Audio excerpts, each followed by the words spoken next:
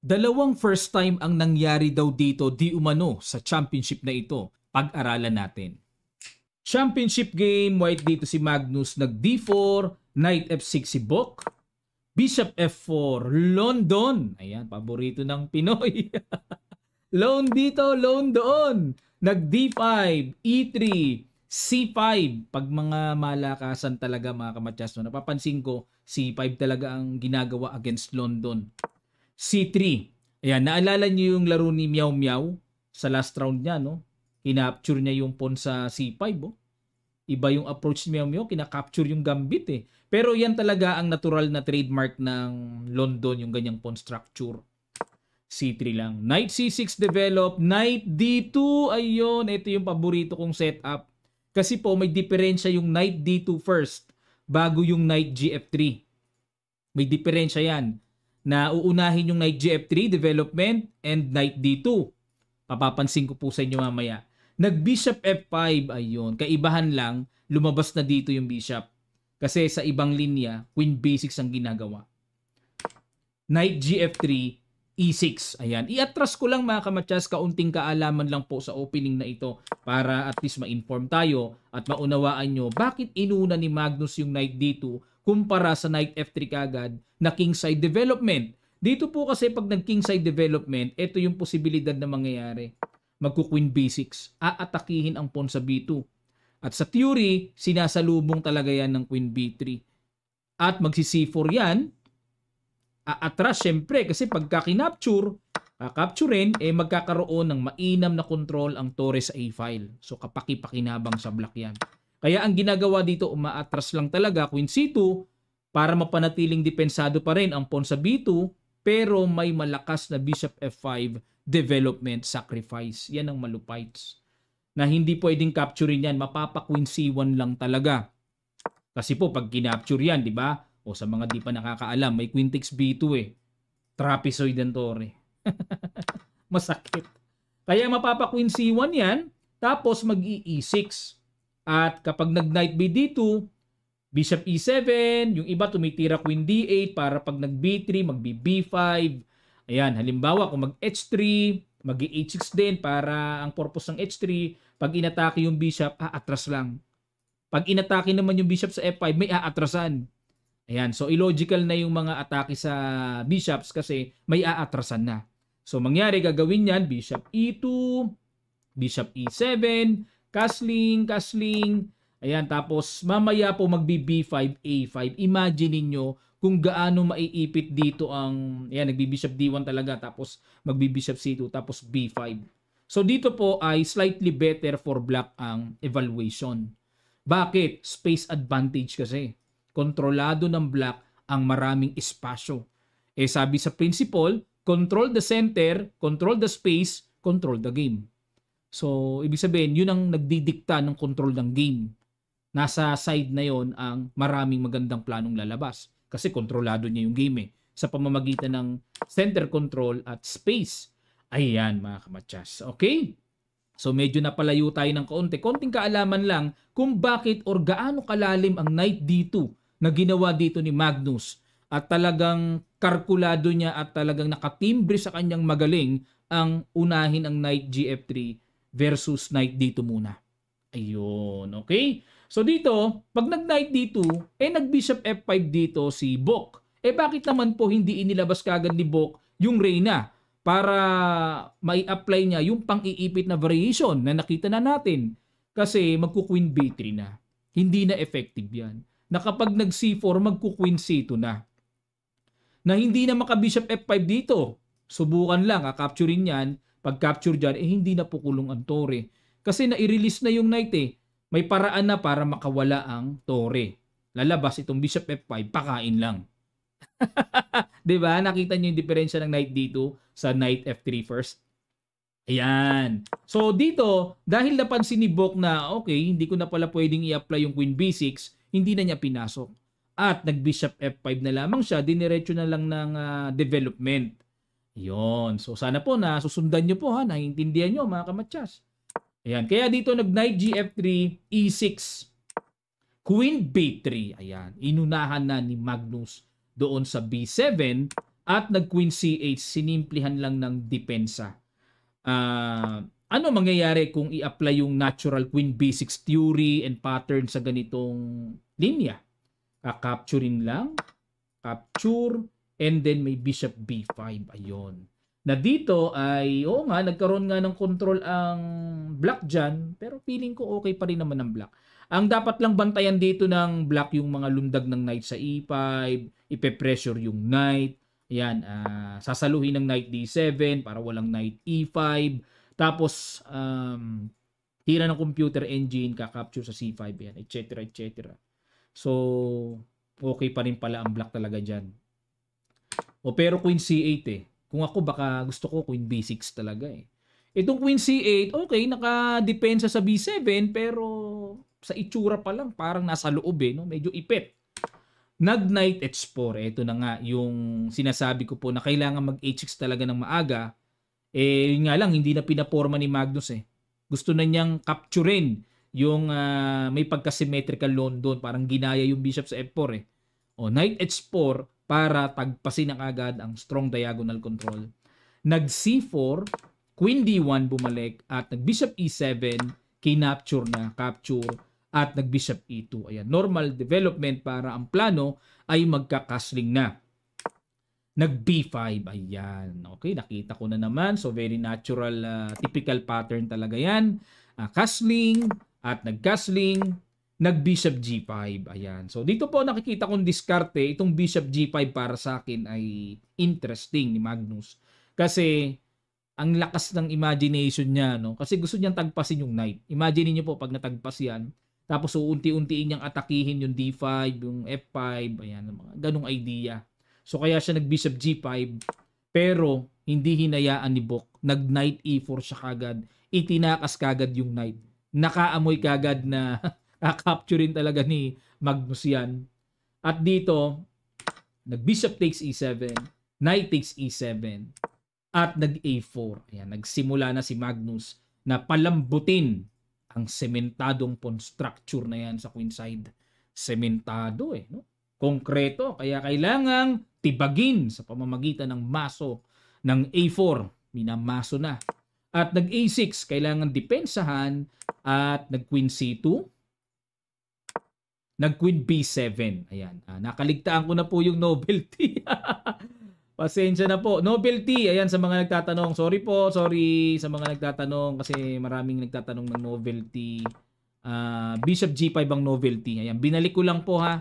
Ang old lines ay Rook E1 at Queen C2. Ayan, kailangan kong balikan kasi po marami talaga ako natatanggap na messages. Coach, nasan yung novelty? Gusto namin makita. Yung iba naman ayaw makita. O pagbigyan ko na yung may gusto. Okay? So balik tayo dito. At nag-queen c2. Queen b7. Right? At knight takes e4, f takes e4. Pero maganda yung novelty ni Bok, nalundag knight e4. Maganda.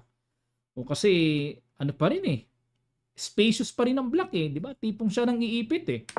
At nag-f3 para basagin ang pawn e4 at nag-knight f5. Ayun, sundot sa weak e3 pawn. Dinipensahan lang queen d2. At nag-knight d6. Ayan, okay. At capture. Kumapture sa e4 si Magnus. Bagay po na hindi nagustuhan ng computer engine ang decision na yan.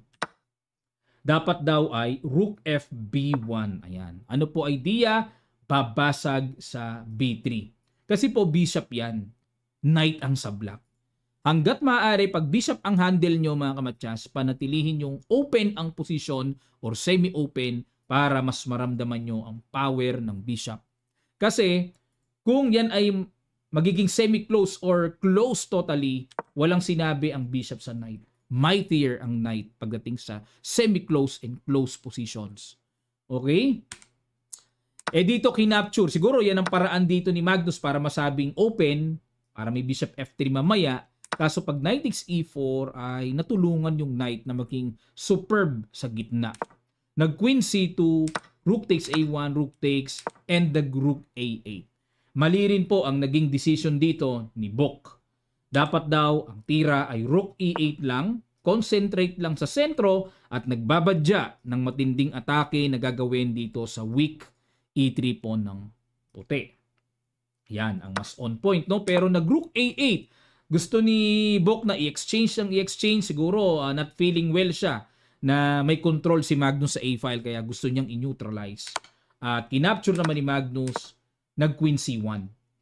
Ano purpose ng Queen C1? Para walang sundot sa ilalim, depensado pa yung E3, pero talagang hindi mapag-aakila na yung Queen C1 ay mahina pa rin at passive. Nag-G6, nagpasingaw na sa back rank para kung gumala-gala man ng Reyna ay makasecure si Bok na talagang may sisingawan na yung king kung sakaling masundot ng check sa ilalim. At nag-bishop F3, inatake ang knight, knight F6. Ayan, tama po ang decision na huwag i-exchange hanggat maaari yung knight sa pagkakataong ito. Nag-H3, so extra pasingaw na rin. Nag-King G7, King F2, at nag-H5. Ayan, para control-control lang at may potential din mag-H4, magamit yung G3, maka-atake, mga ganong idea na paparating. Nag-Queen B1. Queen B1, mukhang gusto yatang mag-break ni Magnus, mag-B3, at nag-B4. By the way, ito po ay Title Tuesday, late edition. 2 editions nilaruan ni Magnus, naka-live streaming siya dito So, kaya ito po ay online live streaming online ng chess.com. Okay, nag-B4. Bakit nag-sacrifice si Bok? Gusto niyang palambutin. Inunahan na niya. Bago pa maka-B3 si Magnus, palambutin ang pawn structure niya, siya ang nanguna na magpalambot ng matigas na pawn structure. Pero dito mga kamatyas, hindi nagustuhan ng computer. Hindi nagustuhan. Bad move ang binigay. Dapat daw po ang tira ay Queen B8 lang bago mag B4. At pagpalagay ng mag B3 dito, magku-Queen D6 lang. Okay. Na kung capturein man yan, capturein lang ng B pawn, nananatiling matibay yung D5 pero ang problema dito ng puti na kukuntiryahin ay yung C3. Yan ang nakikita kong kukuntiryahin, lilikot-likutin yan, ma-pressure. Ayun. So, kumbaga sa kalikot dito mga kamatyas, lamang ang kalikot na pwedeng magawa ng black kasi yung king ay mas exposed kumpara sa black king. Okay? Pero, nag-B4 kagad si Bok, kinapture lang ni Magnus. Tama po yung naging decision. Queen A4, babawiin, nag-Queen E1. So, na-realize si Magnus, sacrifice. Okay, capture, then Queen E1, paano niya babawiin yan? So, may challenge dito sa side ni Bok. Queen C2 check, Queen E2 harang, nag-Queen F5 lumipat sa kabila at nag-King G1. Siyempre, iwas lang sa pressure at may Knight E4 check na paparating kasi mga ganon. Nag-G5. At ang idea dito ni Bok ay mag-G4, kukulungin ang bishop sa F3. So tingnan nyo po yung mga matitinding mga binibitawan ni Bok dito na obliga si Magnus na pigilan ang paparating na atake ng pawn. Nag-HG4, HG4, Queen D7, at nag-King G2. Ayan, itong King G2 ay unti-unting ilalapit para maging extra support dito sa pawn G4. At nag-Queen D6, atake sa B4, Queen D2, at nag-Queen D7, atake sa G4, nag-King H3. Ayan na nga po yung mga simpleng paghapang na paislog. At nag-Queen E8. Ano purpose ng Queen E8? Okay. Pwedeng chumek doon mamaya. Abang-abang lang. Nag-E4 dito si Magnus. Ano pa bang aasahan natin kay Magnus? Pilit Boys team leader yan. Lahat ng horror na mangyayari sa posisyon, gagawin yan, mapilit lang. Kaya nag-E4. Ano purpose ng E4 ni Magnus? Inispatan niya yung pawn sa G5. Knight takes E4, Bishop takes E4, and Queen takes E4. Queen takes G5 check, and the King F8. Ayan, bago tayo magpatuloy mga kamatyas, remind ko lang meron tayong puzzle mamaya na sasagutan Ang puzzle na yon ay galing po sa ICC or Internet Chess Club. Ayan, abangan nyo po sa end part. Papapuzzle tayo and i-comment nyo yung inyong kasagutan. Hindi naman ganun kahirapan, madali lang po mga kamatyas. Okay, after King F8, ang ginawa ay nag-Queen D8 check, King G7, check ulit, King F8. Draw. Ayaw ni Magnus. Ayaw. Walang draw. Talo kung talo, panalo kung panalo. Bad move ang ginawa ni Magnus. Kakapilit na lagay sa alanganin . Ayun, dapat daw po accurate is Queen F6. Yun nga lang, hindi talaga mawawala sa pagbabantay ng isipan yung mga likot-likot na po pwedeng gawin. Nakakailang po yung mga likot-likot na yan. Pero ito po ang eksaktong pathway para mapilit. Check. King G5 pala, no? Yun, no? Yung tipong kakapturin yun. Yan ang nakakailang pero ano bang gagawin? Halimbawa, sige, capturein. Pagpalagay na natin, capturein. Huwag munang chumek, ano? Queen H8 check, ganoon. Queen E5 check, King F8. Check, check, check. Parang tabla pa rin eh. Parang tabla pa rin. Perpetual check nga binigay ng computer eh. Ayun. So, ibig sabihin, tama lang yung pakiramdam ni Magnus, no, na madaling matabla. Eh, ayaw niya ng tabla. Play on! Ang time po ay 8 seconds, 6 seconds. So, dying seconds sila pareho. At nag King G7, ayan, saan pupunta yung King na yan? So, prophylactic move lang din. Eh, wala nang maisip eh. Pagka ganito, mahirap pa talaga eh. Ha? Teka muna mga kamatsas. Pag Queen D2, ay may namisibok. Sagad-sagad na evaluation bar. Di ko napansin, sagad-sagad. Ano po kaya yung namisibok? King G7 kasi ginawa niya eh. Sige, papasel ko sa inyo mga kamatsas. Ano kaya yung big shot na namiss dito ni Bok? Sa ilang sandali lang, tutuloy agad natin. Start.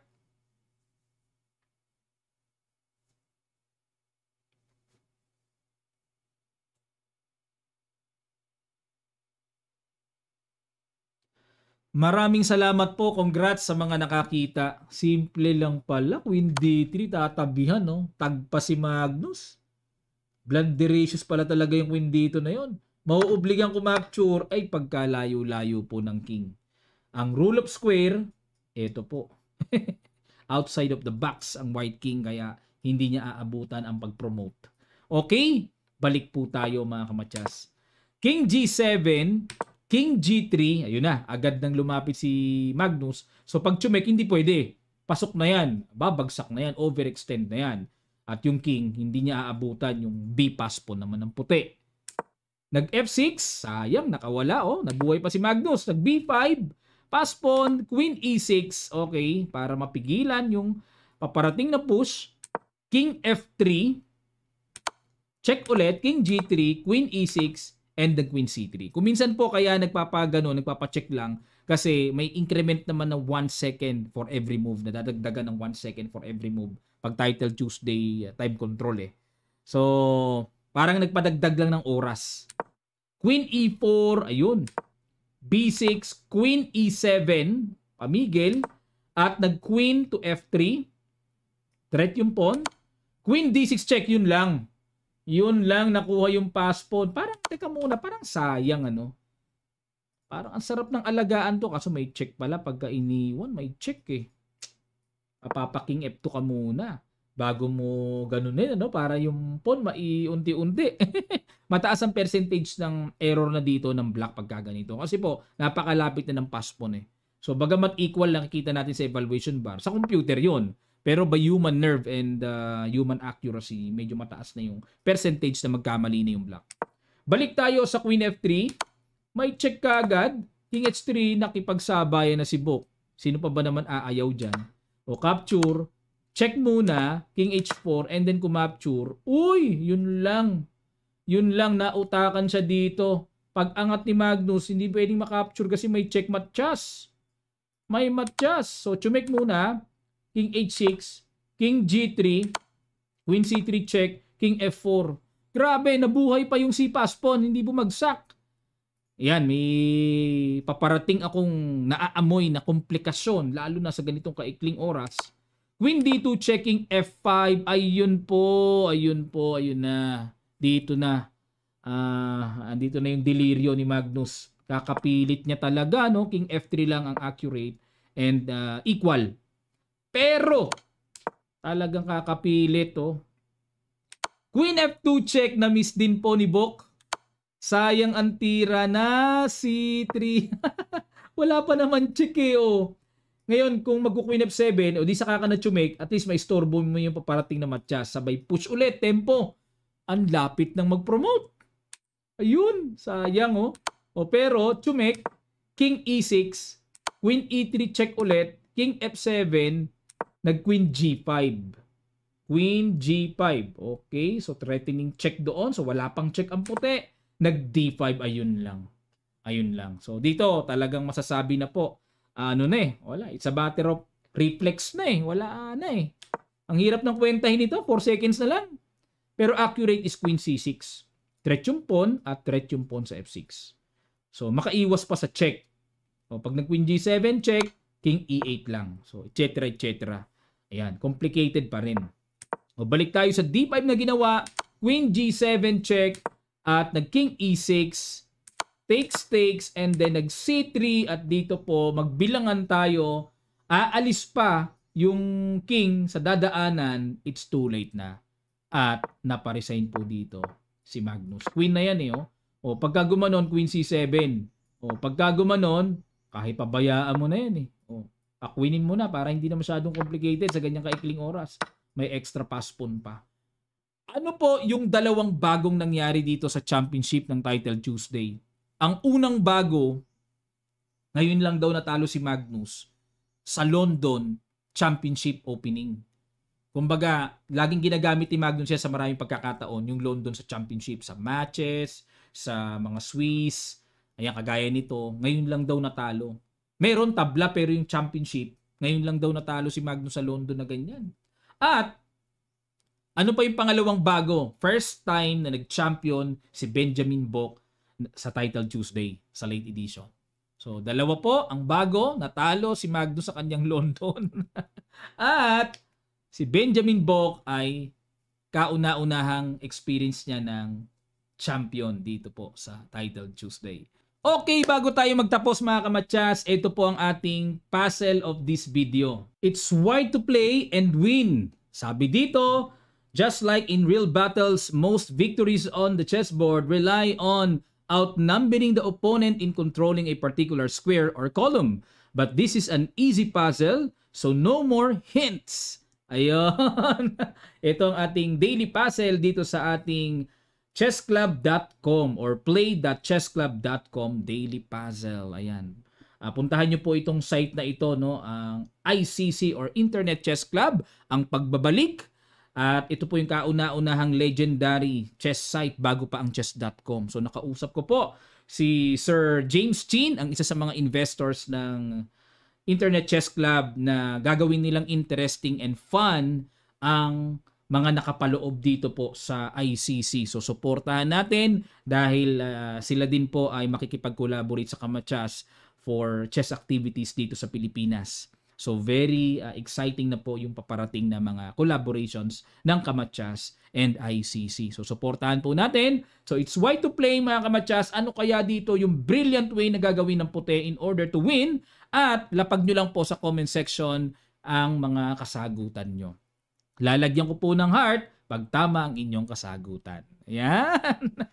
Okay, at kung sino kauna-unahang makasolve, shoutout natin sa susunod bago natin buksan ang panibagong video. Shoutout natin yung pinakamabilis na makakasagot ng ating puzzle. Kompleto po yung solution dapat, kompleto with variations kung maaari po, no?